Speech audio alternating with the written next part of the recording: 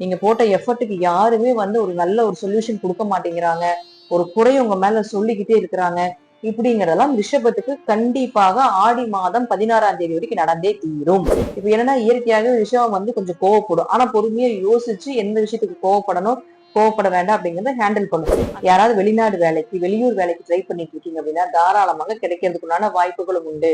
7ஆம் தேதிக்கு மேல பாத்தீங்கன்னா ஆட்சி பலம் பெற்று இருப்பாரு. அப்போ உங்களுடைய டேர்னிங் அப்படிங்கிறது ஸ்டார்ட் ஆகும். அதற்கப்புறம் நீங்க பேசுங்க. இந்த மாதம் நீங்க பயன்படுத்த வேண்டிய நிறங்கள்ல ஒயிட் கொஞ்சம் நல்லா இருக்கு, லைட் எல்லோ கலர் யூஸ் பண்ணுங்க. இதெல்லாம் சூப்பரா இருக்கிறதுனால வாய்ப்புகளும் உண்டு. இந்த வக்ர பயிற்சி மிகப்பெரிய அதிர்ஷ்டத்தையும் யோகத்தையும் கொடுக்கும் அப்படிங்கிறதை மாற்றுக்கிறதுக்கு இடமே இல்ல. திருச்சிற்றம்பலம். தென்னாருடைய சிவனையை போற்றி, எந்நாட்டவருக்கும் இறைவா போற்றி. அனைவருக்கும் வணக்கம்.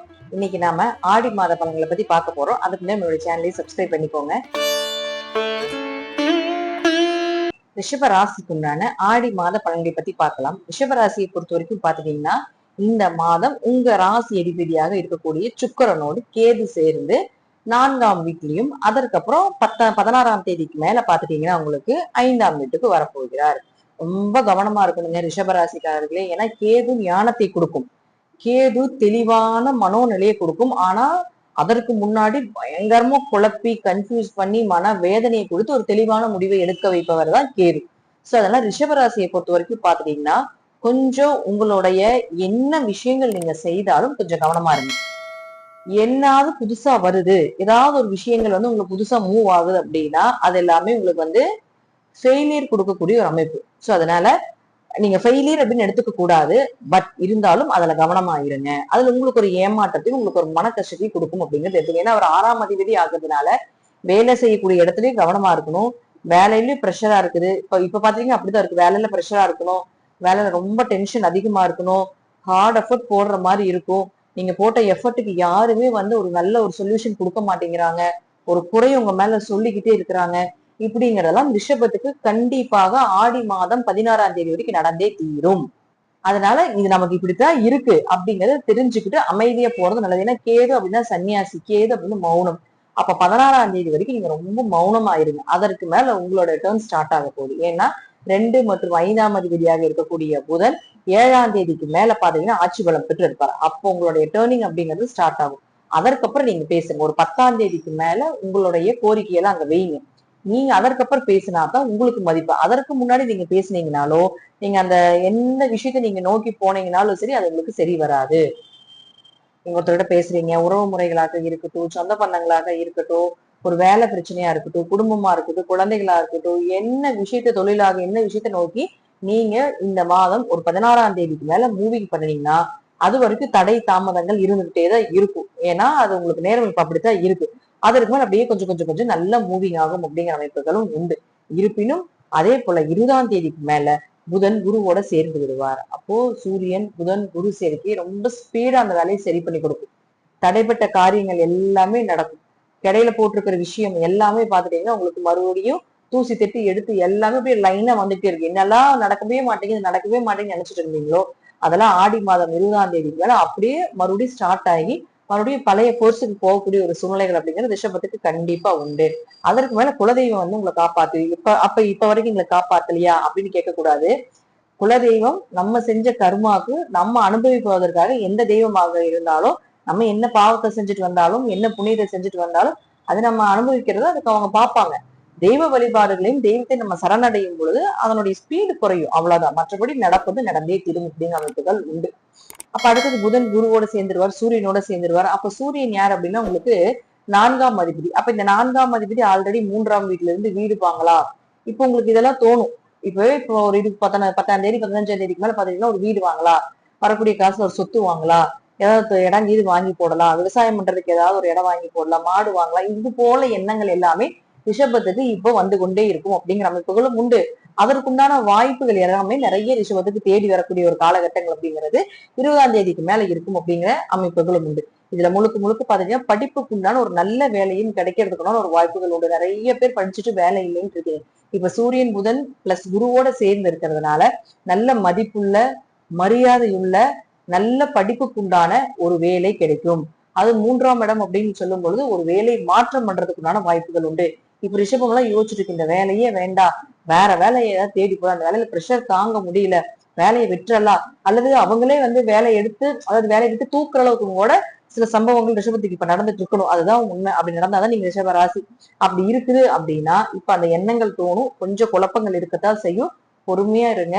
கண்டிப்பாக விநாயகர் வழிபாடு பண்ணுங்க, கண்டிப்பாக உங்களை காப்பாற்றுவார். அடுத்தது செவ்வாயை பொறுத்த வரைக்கும் பாத்தீங்கன்னா 7 மற்றும் 12ஆம் அதிபதி உங்க ராசிக்குள்ளேயே பாத்துட்டீங்கன்னா 17ஆம் தேதி வரைக்கும் இருப்பார். இப்ப என்னன்னா இயற்கையாகவே விஷயம் வந்து கொஞ்சம் கோவப்படும், ஆனா பொறுமையா யோசிச்சு எந்த விஷயத்துக்கு கோவப்படணும் கோவப்பட வேண்டாம் அப்படிங்கறத ஹேண்டில் பண்ணும். ஆனா இப்ப இந்த செவ்வாய் ராசிக்குள்ள இருக்கும்போது என்ன ஆகுதுன்னா அவங்களை யாராவது சீண்டுவாங்க, இப்போ பயங்கரமா வெடிச்சிருவீங்க, பயங்கரமா கோவம் வரும், இப்ப பிடிவாதம் வரும், ஒரு முரட்டு குணங்கள் இப்பெல்லாம் கொஞ்சம் முதல்ல இருந்ததை விட இப்ப கொஞ்சம் ஜாஸ்தி ஆகும். ஆனா ராசிக்குள்ள செவ்வாய் இருக்கும் பொழுது விவேகத்தையும் கொடுத்தே தீரணும், தைரியத்தையும் கொடுத்தே தீரணும் அப்படிங்கிற அமைப்புகளும் உண்டு. அப்ப எதா இருந்தாலும் தைரியமா பார்த்துக்கலாம், பண்ணிக்கலாம் அப்படிங்கிற அமைப்புகளும் ஏற்படுத்தி கொடுப்பார். அதே போல பாத்துட்டீங்கன்னா உங்களுக்கு 12ஆம் அதிபதியாகி இருந்து உங்க ராசிக்குள்ள இருக்கும் பொழுது இந்த காலகட்டங்கள்ல யாராவது வெளிநாடு வேலைக்கு வெளியூர் வேலைக்கு ட்ரை பண்ணிட்டு இருக்கீங்க அப்படின்னா தாராளமாக கிடைக்கிறதுக்குண்டான வாய்ப்புகளும் உண்டு. முழுக்க முழுக்க உங்களுடைய ராசி அதிபதி கேதுவோட இருந்தாலும் கூட இந்த காலகட்டங்கள்ல உங்களுடைய 12ஆம் அதிபதி ராசிக்குள்ள இருக்கும் பொழுது நிச்சயமாக வேலை வாய்ப்பு அப்படிங்கிறது உண்டு. அடுத்து சனி வக்ரகதி அடைகிறார் 10ஆம் தேதி. அப்ப உங்க ஜாதகத்துல பாத்துக்கோங்க, சனி வக்ரமாக இருக்கான்னு. ரிஷபத்துக்கு அருமையா இருக்காரு சனி பகவான். எங்களுக்கு சனி வந்ததுல இருந்து எங்களுக்கு சரி இல்லைங்க, அப்படியேதான் போயிட்டு இருக்கு அப்படின்னா உங்க ஜாதகத்துல பாத்தீங்கன்னா சனி வக்ரமாக இருப்பார், அல்லது ஏதாவது ஒரு வக்ர கிரகங்களுடைய சேர்க்கையில இருப்பார், அல்லது சனி ஏதாவது கெட்டு இருப்பார்னு அர்த்தம். இப்போ இந்த சனி பகவான் வக்ரமாகும் போது இதெல்லாம் உங்களுக்கு யோகமாக மாறும், யோகத்தை உங்களுக்கு வாரி வாரி கொடுக்கும். இந்த பணவரவு நல்லா இருக்கும், தொழில் சூப்பரா இருக்கும், அப்பா சொத்துக்கள் பூர்வீக சொத்துக்கள் எதெல்லாம் நிலுவையில் இருக்கோ அதெல்லாம் மீண்டும் எடுத்து நடத்தக்கூடிய ஒரு சூழ்நிலைகள் அப்படிங்கிறது நிச்சயமாக இருக்கும். சனி வக்ர பயிற்சி அப்படிங்கிறது ரிஷபத்துக்கு நல்லா இல்லாம இருக்கு, நல்லா இருக்கணும் கண்டிப்பா. அப்படி நல்லா இல்லாம இருக்கக்கூடியவர்களுக்கு இந்த வக்ர பயிற்சி மிகப்பெரிய அதிர்ஷ்டத்தையும் யோகத்தையும் கொடுக்கும் அப்படிங்கிறதே மாற்றுக்கிறதுக்கு இடமே இல்லை. உங்களுடைய தேவைகள் என்ன அதெல்லாமே எதுவுமே நடக்காம இருக்குது அப்படின்னு நினைச்சிட்டு இருந்தா இந்த வக்ர பயிற்சியில உங்களுடைய தேவைகள், உங்க குடும்ப தேவைகள், தொழிலாகட்டும், வருமானமாகட்டும், லாபங்கள் ஆகட்டும், ஒரு சுப நிகழ்ச்சிகள் ஆகட்டும், இது எல்லாமே நடக்கிறதுக்கு உண்டான வாய்ப்புகளை இந்த சனி பகவான் கொடுப்பார் அப்படிங்கிறதுல மாற்றுக்கிறதுக்கு இடமே இல்லை. நீங்க வழிபட வேண்டிய தெய்வம் அப்படின்னு பாத்தீங்கன்னா ரிஷபராசிக்கு இந்த மாதம் காமாட்சி அம்மன் வழிபாடு மிக பெரிய வளர்ச்சியை கொடுக்கும். ஏன்னா சுக்கிரனுக்கு உண்டான தெய்வமே காமாட்சி தான். இப்ப கேதுவோட இருக்கிறதுனால அந்த கேதுவனுடைய தாக்கத்தை குறைப்பதற்காகவும் உங்களுடைய மனோநிலை மாறுவதற்காகவும் கண்டிப்பாக நீங்க வழிபட வேண்டிய தெய்வம் அப்படின்னு யாருன்னு பாத்துட்டீங்கன்னா காமாட்சி அம்மன் வழிபாடு பண்றது ரொம்ப விசேஷம். கோயிலுக்கு போக முடியல அப்படின்னாலும் ஒரு ஆடி மாதம் 16ஆம் தேதி வரைக்கும் பாத்தீங்கன்னா உங்களுக்கு சுக்கிரன் கேது சேர்க்கை இருக்கிறதால காமாட்சி விருத்தங்கள் கேட்கறது, காமாட்சி அம்மனுடைய சகஸ்கர நாமங்கள் கேட்கறது, காமாட்சி அம்மன் ஸ்லோகங்கள் ஏதாவது 308 போற்றி இந்த மாதிரி உங்களுக்கு என்ன தெரியுமோ அதை சொல்லுங்க. அப்படி இல்லை என்றாலும் அதை யூடியூப்ல போட்டு கேட்டுட்டாது இருங்க, அதனுடைய தாக்கம் குறைவதை உங்க கண்ணாலேயே நீங்க பார்க்கலாம் அப்படிங்கிற அமைப்புகளும் உண்டு. இந்த மாதம் நீங்க பயன்படுத்த வேண்டிய நிறங்கள்ல ஒயிட் கொஞ்சம் நல்லா இருக்கு, லைட் எல்லோ கலர் யூஸ் பண்ணுங்க, இதெல்லாம் சூப்பரா இருக்கிறதுனால வாய்ப்புகளும் உண்டு. இது எல்லாம் உங்க ஜாதக ரீதியாகவும் தசாபுத்திகள் ரீதியாகவும் நான் சொல்லக்கூடிய கருத்துக்கள் சிறிது மாறுபடலாம். நன்றி. மீண்டும் ஒரு நல்ல பதிவில் சந்திக்கலாம். திருச்சிற்றம்பலம், தில்லையம்பலம், ஸ்ரீ நரசிம்மர் திருடிகளை சரணம். இந்த மாசத்துல பாத்துட்டீங்கன்னா முதல்ல குரு அப்படின்னு சொல்லக்கூடியவர் கடக வீட்டிலேயே தான் இருக்கார், கூட சூரியன் இருக்கிறார். அதே போல பாத்துட்டீங்கன்னா கேது சுக்கிரன் அப்படின்னு சொல்லக்கூடியவர் சிம்ம வீட்டுல இருக்கார். சனி பகவான் வக்ரகிதி அடைகிறார் 10ஆம் தேதி, ஆடி மாதம் 10ஆம் தேதி பாத்தீங்கன்னா சனி வக்ரகிதி அடைகிறார். உங்க ஜாதகத்துல சனி வக்ரமான்னு பாருங்க. யாருக்கெல்லாம் சனி பயிற்சி ஆகி எங்களுக்கு எதுவுமே நல்லதே நடக்கலீங்க, எங்களுக்கு சனி பயிற்சி ஆனதுல இருந்து நல்லா இருக்குன்னு சொல்றாங்க அப்படின்னு யாரெல்லாம் சொல்லிட்டு இருக்கீங்களோ இந்த சனி பகவான் 136 நாட்கள் வக்ரகதி அடைய போகிறார் ஆடி மாதம் 10ஆம் தேதியில இருந்து. சோ அதுல இருந்து உங்களுக்கு யோகத்தை வாரி வழங்க போறார். அப்ப உங்க ஜாதகத்துல எடுத்து பாருங்க சனி வக்ரமானு. அடுத்தது செவ்வாய் அப்படின்னு பாத்துட்டீங்கன்னா ரிஷப வீட்டுல இருந்து மிதுன வீட்டுக்கு 17ஆம் தேதி பயிற்சி ஆக போகிறார். ஒரு விஷயம் என்னன்னு கேட்டீங்கன்னா புதன் அப்படின்னு சொல்லக்கூடியவர் இந்த மாதம் 7ஆம் தேதி வரைக்கும் வக்ரகதியாகவும் 7ஆம் தேதியிலிருந்து 20ஆம் தேதி வரைக்கும் பாத்துட்டீங்கன்னா முழுக்க முழுக்க ஆட்சி பலம் பெற்று தன்னுடைய சொந்த வீட்டுல பலமா இருக்க போறார்.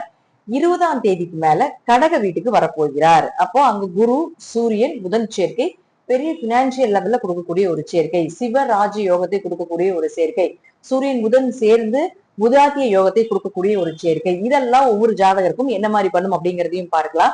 அதே போல உங்க ஜாதகத்துல சுக்கிரன் கேது, சுக்கிரன் ராகு சேர்க்கை, அதே போல ராகு கேதுகளுக்கு கேந்திர திரிகோணங்கள்ல சுக்கிரன் இருக்கிறது, சுக்கிரனுடைய சாரத்தில் ராகு கேதுகள் இருக்கிறது, ராகு கேதுகளுடைய சாரத்தில் சுக்கிரன் இருக்கிறது, இப்படியெல்லாம் உங்க ஜாதகத்தில் இருந்தால் பெண் சாபத்தினுடைய உச்சமான ஜாதகம் உங்க ஜாதகம். அப்போ இந்த மாதம் ஆடி மாதம் 10ஆம் தேதி வரைக்கும் இந்த சேர்க்கை இருக்குது. அப்போ ஆணாக இருந்தால் பெண்களிடமும், பெண்ணாக இருந்தால் ஆண்களிடம் ரொம்ப கவனமா இருங்க. நான் முதல் வீடியோல நான் நிறைய வீடியோஸ்ல சொல்லியிருக்கேன். இந்த சேர்க்கை மூலமாக நிறைய தவறான விஷயங்கள் எல்லாமே போயிட்டு இருக்குது. கொஞ்சம் உங்களுடைய பெண் குழந்தைகளுக்கு இருந்தாலும் சரி, உங்களுடைய குழந்தைகளுக்கு யாருக்கு இந்த கிரக சேர்க்கைகள் இருந்தாலும் சரி, அல்லது உங்களுக்கு இந்த கிரக சேர்க்கைகள் இருந்தாலும் சரி, கொஞ்சம் கவனமாக இருந்து கொள்ள வேண்டும். தேவையில்லாம ஒரு பண ஏமாற்றமோ அல்லது தேவையில்லாம ஏதாவது ஒரு சங்கடங்களோ அவமானங்களோ ஏற்படுத்தக்கூடிய ஒரு சேர்க்கை இது இருந்தாலும் என்ன பண்ணலாம், அதற்குண்டான என்ன வழிபாடுகள் செய்யலாம் அப்படிங்கிறதையும் கூட நாம இந்த சேனல்ல முழுமையா கொடுத்துருக்கோம். இந்த பதிவுகள் எல்லாமே முழுமையா பாருங்க. பார்க்கும் பொழுது கிரகத்தோட சேர்ந்து வழிபாடுகளையும் கொடுக்கும் பொழுது நீங்க எந்த இறைவனை சரணடைகிறீர்களோ அந்த இறைவன் கண்டிப்பாக நிச்சயமாக உங்களை காப்பாற்றுவார் அப்படிங்கிற எந்த மாற்று கருத்துக்கு இடமே கிடையாது.